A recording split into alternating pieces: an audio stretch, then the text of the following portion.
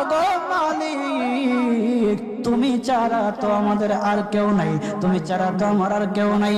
আল্লাহ গো, তুমি যদি মাফ না করো কে আমাকে মাফ করবে? তুমি যদি মাফ না করো কে আমাকে মাফ করবে? তুমি যদি আমাকে মাফ করো তাহলে তোমার কোনো দিকে কমবে না, তুমি যদি আমাকে মাফ না করো তোমার কোনো দিকে বাড়বে না। আল্লাহ গো, তুমি আমাকে মাফ করে দাও। সারাটা জীবন অন্যায় কাজ করেছি, সারাটা জীবন নাফরমানি করেছি, আমার কাছে কালেমার দাওয়াত কম আসে নাই, আমার কাছে কালেমার দাওয়াত কম আসে নাই, আমাকে লোকেরা কম বোঝায় নাই। ওগো আল্লাহ, তুমি আমাকে মাফ করে দাও। মাফ না করলে কোথায় যাব, কার কাছে যাব? বাবা যখন মারে তখন মার কাছে আশ্রয় নেওয়া যায়, মা যখন প্রহার করে তখন বাবার কাছে আশ্রয় নেওয়া যায়, বাবা মা যখন প্রহার করে তখন দুনিয়ার কারো না কারো কাছে আশ্রয় নেওয়া যায়। ওগো আল্লাহ, ওগো মালিক, তুমি যদি আমাকে মারো, তুমি যদি আমাকে আযাব দাও, ওগো আল্লাহ, কার কাছে যাব, কার কাছে গিয়া মাফ চাইবো? ওগো আল্লাহ, মেহেরবানি করে মাফ করে দাও। এইরকম কান্না করতেছে, কান্না করতেছে, চোখের পানি তার এমন ভাবে পড়তেছে, দাড়ি ভিজতেছে, দাড়ি ভিজে জমিনের মধ্যে চোখের পানি পড়তেছে, কান্না করতেছে।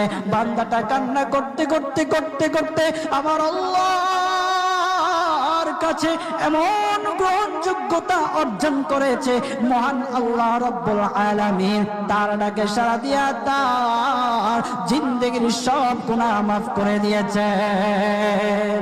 হযরত মূসা আলাইহিস সালাতু ওয়াস সালামের যুগের ঘটনা। একজন বড় পাপিষ্ঠ ছিল, জীবনে এমন কোন গুনাহ নাই যে গুনাহ সে করে নাই।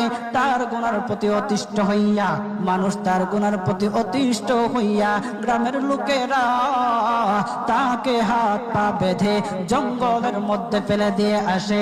জঙ্গলের মধ্যে থাকতে থাকে কিছুদিন থাকার পর মালাকুল মউত যখন তার সামনে এসে উপস্থিত, এর আগ মুহূর্তে সে বান্দা আল্লাহর কাছে ডেকে ডেকে বলতেছে,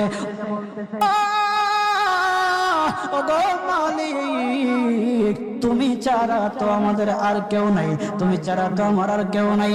আল্লাহ গো, তুমি যদি মাফ না করো কে আমাকে মাফ করবে? তুমি যদি মাফ না করো কে আমাকে মাফ করবে? তুমি যদি আমাকে মাফ করো তাহলে তোমার কোনো দিকে কমবে না, তুমি যদি আমাকে মাফ না করো তোমার কোনো দিকে বাড়বে না। আল্লাহ গো, তুমি আমাকে মাফ করে দাও। সারাটা জীবন অন্যায় কাজ করেছি, সারাটা জীবন নাফরমানি করেছি, আমার কাছে কালেমার দাওয়াত কম আসে নাই, আমার কাছে